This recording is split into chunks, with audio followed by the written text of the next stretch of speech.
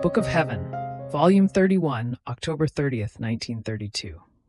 One who lives in the divine will emits three acts: concurring, assisting, and receiving. All the divine qualities continuously call one who lives in his will to form her and raise her as similar to them. The sea of the divine volition continues to murmur in my soul. Oh, how sweet, penetrating and engulfing is its murmuring. It engulfs me so much that I murmur along as if this divine sea were my own, and fused together with it, I am unable to do anything other than what the Supreme Will itself does. But while I was murmuring love, adoration, joys, happiness, beauty, which entered into me like many veins, my sweet Jesus, visiting his little daughter, told me, "My blessed daughter, your littleness in the interminable sea of our volition is our greatest joy. You must know that one who lives in it emits concurring, assisting, and receiving acts. In the first one, she concurs with the very acts of her Creator.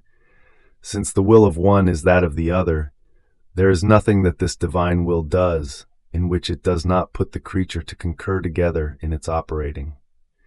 And here is how my will is no longer alone. It feels the inseparability of one who lives in it. In its acts, it feels a finite will within the infinite, loving together and concurring to the multiplicity and the incessant operating of our works. So one who lives in our will breaks our solitude, and as though naturally we feel her with us concurring in our divine sea, and with a continuous pouring of her littleness into us, she acquires the rights of our volition to do what it itself does. Ah! You cannot comprehend what our contentment, what our joy is, in feeling the creature concurring together to do nothing other than what we ourselves do. From the concurring act arises the assisting act. She concurs and assists. There is nothing we do in which she does not concur and assist. How can we hide from one who is already with us, concurs and holds her place in our volition? But will she only concur and assist? Ah, no. Another act arises, and it is that of receiving as her own, and as our own, the infinity of our love and of our works, so much so that her littleness has no place where to put a love and operating so great.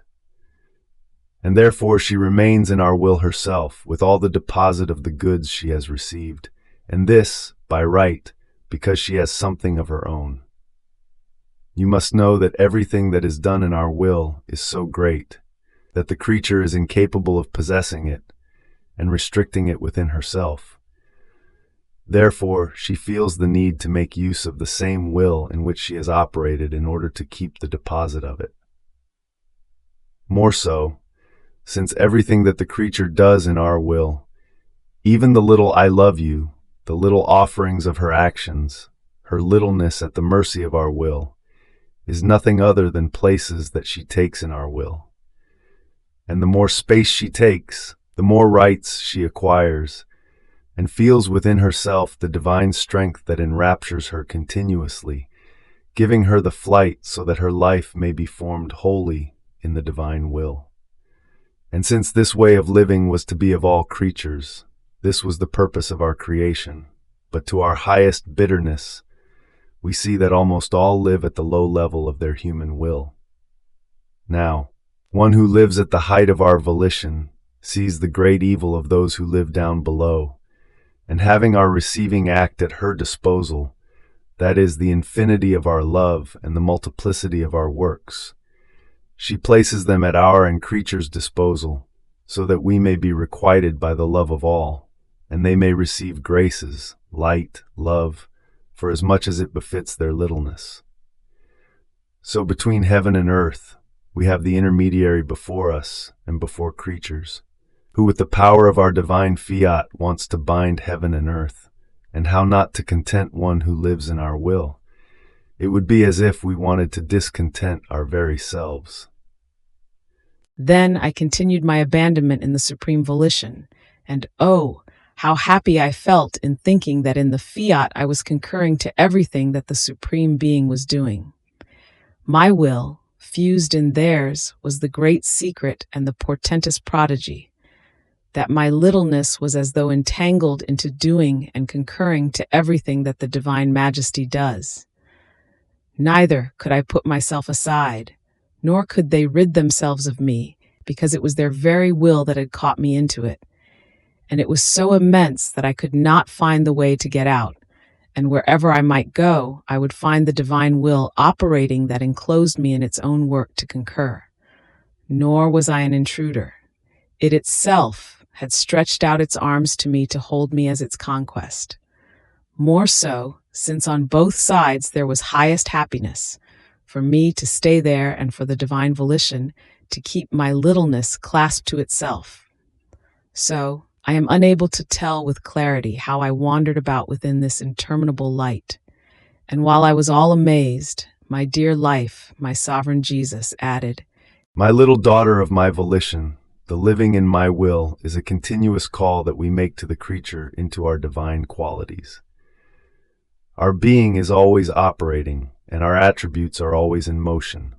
But since it is our will that forms the work and the motion inside our being, one who lives in it then feels that our will calls her now into the power, now into our wisdom, now into our love, now into mercy, now into divine justice, goodness, and beauty. In sum, all of our attributes, with powerful voices, call the creature into themselves, that she may be formed and grow according to their qualities. They would feel dishonored if it could be that one who lives with that same will by which they are animated were not similar to them, or did not enjoy their prerogatives.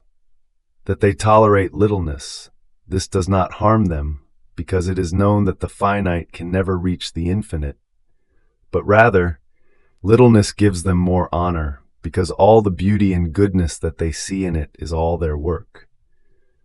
But for it to be dissimilar to them, this never. Hear then the whispering and the continuous voicing that one who lives in our will hears.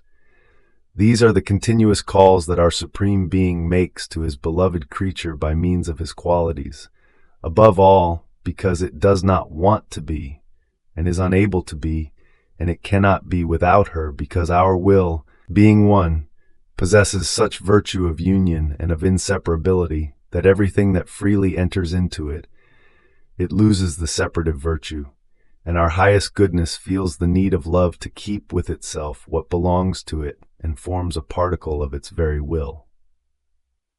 Here is why, then, our divine qualities claim into their motion and works she who is animated by their same will to live life together. They would feel a tearing and their will broken if they did not have her with them. Was it not a tearing what the first man made from inside our will by withdrawing from it? And this tearing was so grave as to turn the whole order of creation upside down for him, and he reached the point of rejecting his Creator with all the current of his divine graces. Therefore, one who lives in our will is the restoration of this tearing, so painful, that cost us so much, and our divine being arms all our attributes, all around her, so that same shot may not be repeated to us again, and as she lives together with us, both she and we may be happy. And if you wanted to doubt what I tell you, it would be a sign that you have not comprehended well how much I love the creature, and how, in order to have her with me, my loves makes me reach excesses, delirium, and follies.